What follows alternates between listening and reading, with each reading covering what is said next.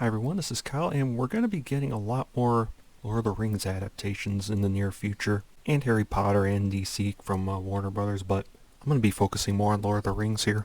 Lord of the Rings is my favorite story, Tolkien is my favorite author, and I'm going to be telling you why I don't like this at all. I don't think this is a good idea at all. So this article here is from Bounding into Comics. David Zaslav reiterates his plan to focus on big franchises like DC, Harry Potter, and The Lord of the Rings, says they have been underused. If you want a translation for that, we're going to be milking these franchises for as much money as possible, instead of coming up with anything new, essentially. So the article here begins, Warner Brothers Discovery CEO David Zaslav recently reiterated his plan to have the company focus on its big franchises such as Harry Potter, DC, and The Lord of the Rings. According to the Rab, Zaslav appeared at the Goldman Sachs Communicopia and Technology Conference where he declared, one of the other real strengths of Warner Brothers is we talk about the great IP that Warner Brothers owns. While he notes they have strong franchises, he went on to explain that the company has failed to properly use them. But for us, the challenge is that our content, our great IP, Harry Potter, DC, Lord of the Rings, that content has been underused. Specifically, Zaslav referenced they have let Superman rot, not giving the character his own film since Zack Snyder's Man of Steel. He also noted this is the case with Harry Potter and Lord of the Rings. We haven't done anything with Harry Potter for more than a decade. We haven't done anything with the Lord of the Rings. Well, in the case of Harry Potter and Lord of the Rings, Harry Potter, those books have already been adapted. You've got 7 movies for them, for the 7 books. Well, 8 movies. They divided the last book into 2 movies. And Lord of the Rings, Peter Jackson, he made 3 movies for the Lord of the Rings trilogy, and I think they're pretty good. We certainly don't need to remake the Lord of the Rings books. And while Amazon is trying to tell its own story in the Second Age, well, how exactly is that turning out? That show really does not resemble Tolkien at all, other than character names of a few people. That's it. Amazon took Tolkien's work and they absolutely defiled it, and Lord of the Rings fans, actual Lord of the Rings fans, we are pissed off at what Amazon's done. While Zaslav stated the franchises have been underused, he did make it clear that he doesn't want to overuse them either. We've got to be careful not to overuse the content. Really, I think you should just come up with some new movie ideas, or see if there are any other unadapted books or comics or whatever out there. Give people something new. Nevertheless, he asserted, we think there is a lot of shareholder value in attaching a 10-year DC, a real plan around DC bringing Harry Potter back to HBO for 10 consecutive years, doing multiple Lord of the Rings movies. He highlighted this by noting that without these franchises, the company's performance is relatively flat. Again, this is a common problem with Disney. It's a common problem with really all of Hollywood these days. How about you make new stuff? That's at least one solution for this. However, he added, when you put those franchises in, it's the best performing studio in the world. We need to deploy our best capital. We need to do it with the best creative people in the world. Okay, so when we get to here, this is probably where I'll go into my problems with it in more detail. At least I'm looking at this more from perspective of a Lord of the Rings fan, and why I as a Tolkien fan, I don't like this at all. But I'll keep reading. This strategy should not surprise anyone. It's one Zaslav has repeatedly talked about. In November 2022, during the company's 2022 Quarter 3 earnings call, he fielded a question from Wells Fargo analyst Stephen Cahall and laid out a strategy for focusing on the company's big franchises. He said, 1, we're going to have a real focus on franchises. We haven't had a Superman movie in 13 years. We haven't done a Harry Potter movie in 15 years. One of the DC movies and the Harry Potter movies provide a lot of profits for Warner Brothers motion pictures over the last 25 years. So focused on one of the big advantages that we have, House of the Dragon is an example of that, Game of Thrones taking advantage of Sex and the City, Lord of the Rings, we still have the right to do Lord of the Rings movies. Zaslav later added, and when you have a franchise movie, you can often make 2 to 3 times the amount of money you make in the US because you get a slot. And a focus on the big movies that are loved, that are tentpole, that people are going to leave home, leave early from dinner to go and see, and we have a lot of them, Batman, Superman, Aquaman. If we can do something with JK on Harry Potter going forward, Lord of the Rings, what are we doing with Game of Thrones? What are we doing with a lot of the big franchises that we have? We're focused on franchises. And the big problem I have with this is he's talking about Lord of the Rings, and he's talking about Harry Potter, and other franchises like that, but in particular I'm going into Lord of the Rings here. He's talking about these franchises like they belong to him, like they belong to Warner Brothers. Now, in the case of Harry Potter, J.K. Rowling is still alive. If she approves of them making some more Harry Potter movies, fine. Game of Thrones, George R. R. Martin, he's still alive, so, if he approves of them making some more shows or anything like that, okay, fine. Lord of the Rings is not like any other franchise out there. Now, number one, J.K. Rowling's still alive, Martin is still alive. Tolkien has been dead for 50 years now, so any adaptations that Warner Brothers decides to do for Lord of the Rings, the actual creator of that world himself, he can't speak up against them if they're not respecting his work at all. I mean, that's one big problem I have here. But again, Zaslav is talking about these franchises, and I'm going into Lord of the Rings in particular here. He's talking about these franchises like they belong to him, like they belong to Warner Brothers, and he just views them as cash cows that they can milk for as much profit as possible. And to Tolkien fans out there, Lord of the Rings, those stories, they are sacred. And you could probably say Tolkien treated them like they were sacred too. I mean, he put a lot of care into his work. And it looks like Warner Brothers here, they're going to take a franchise, I'm talking about Lord of the Rings here, they're going to take a franchise that, somebody spent a lifetime building. Somebody who, he was born in South Africa. He lost his father when he was 4 years old. He lost his mother when he was 12 years old, grew up as an orphan after that. Someone who fought in World War I, was in the trenches of World War I. He lost a couple of his friends during that war. One of his friends, Jeffrey Bay Smith, he was a poet. Tolkien published his poems after the war. A book called A Spring Harvest. I have that book. He's a pretty good poet. But Tolkien, he was in the trenches during World War I. He caught trench fever. He would have died if they didn't take him out of the battle, but as we can see in hindsight, it was pretty clear that God had a reason for him to stay on this earth for a while longer, and a pretty big reason at that. Tolkien also lived through World War II, and now Tolkien was not a fan of putting allegories into stories. He preferred applicability. Now you could say some of his life experiences with like how terrible war is, things like that. He did apply some of that into his works. But to Tolkien, I mean, Lord of the Rings, Middle-earth, Silmarillion, it was a lifetime of work for him.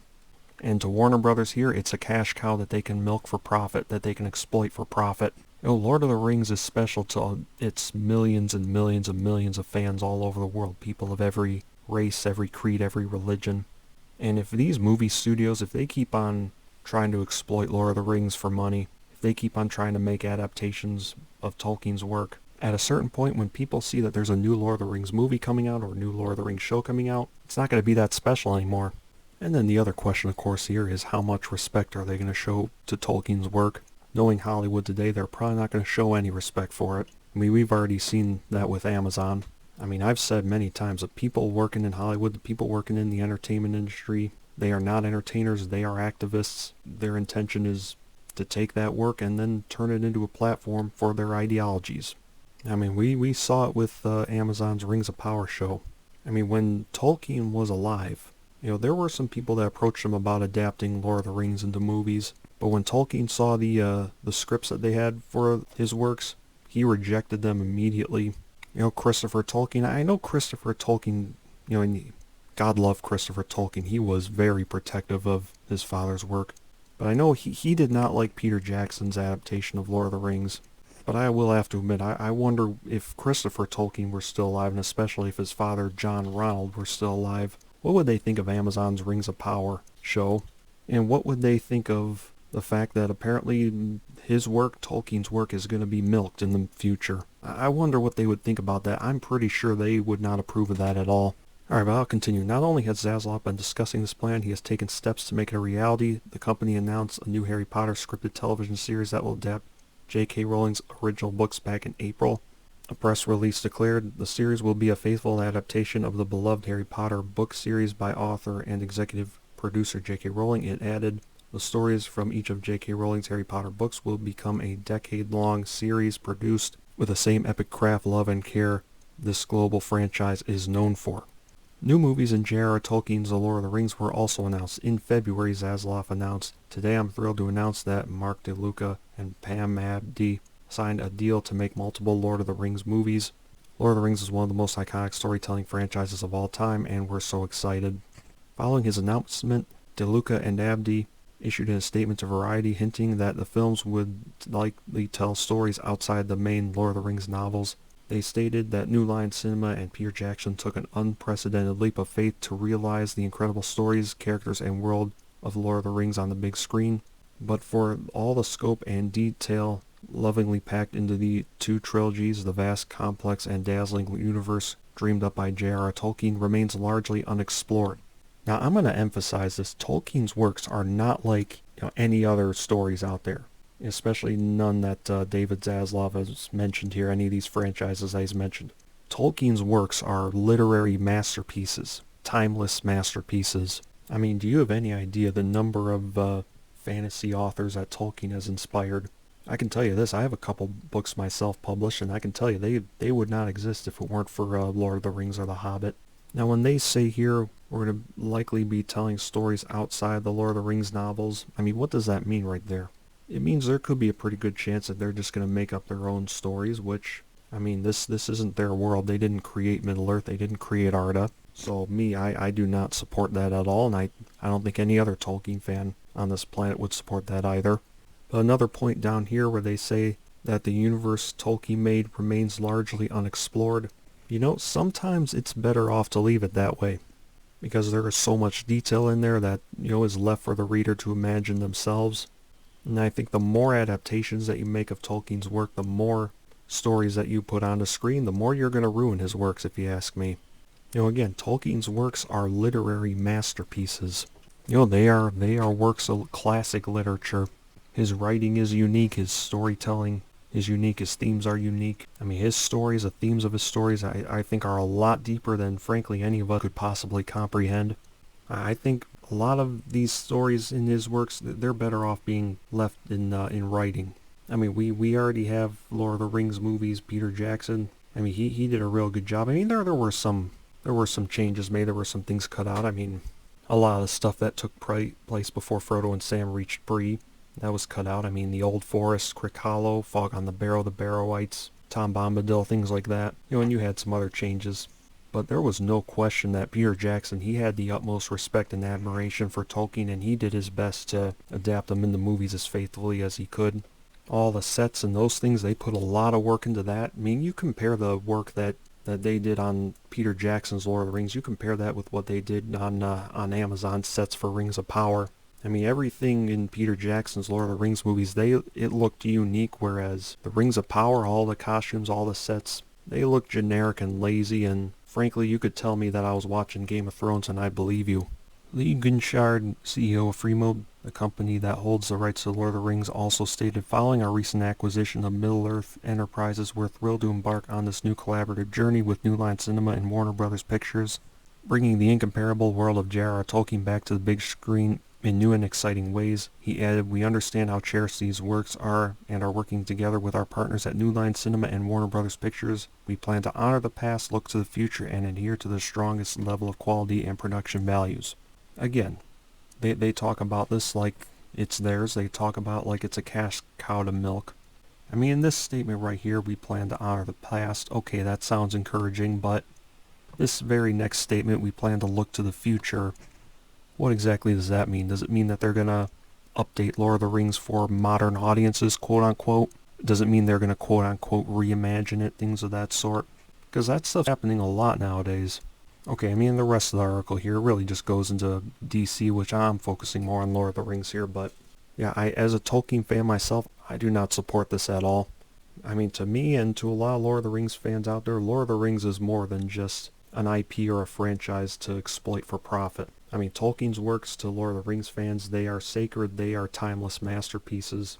And frankly, if J.R.R. Tolkien were still alive today, I don't think he would support this at all. I don't think he would allow this to happen. If Christopher Tolkien were still alive, I don't think he would allow this to happen. But we have Simon Tolkien now who's running the Tolkien estate, and from what we've seen, the impression that we get, he's not as protective of his grandfather's works as much as John Ronald was or as Christopher was. I mean, the Amazon abomination, Rings of Power, I guarantee you Christopher Tolkien would never have approved that show, nor would J.R.R. Tolkien. Well, we'll see what on earth they have in store, but You know, there used to be a time when they announced that they're going to be making an adaptation of a book, you know, people would get excited. Nowadays, we instead dread to hear it because we know that story's probably going to get ruined. And in this case right here, it's going to be in the minds of the people making these adaptations nothing more than just a franchise to exploit for more money. Everyone, I hope you enjoyed this video. If you did, if you consider hitting a like button, hitting a subscribe button, I greatly appreciate it. Thank you all very much for watching this video, and I'll see you next time. Take care until then.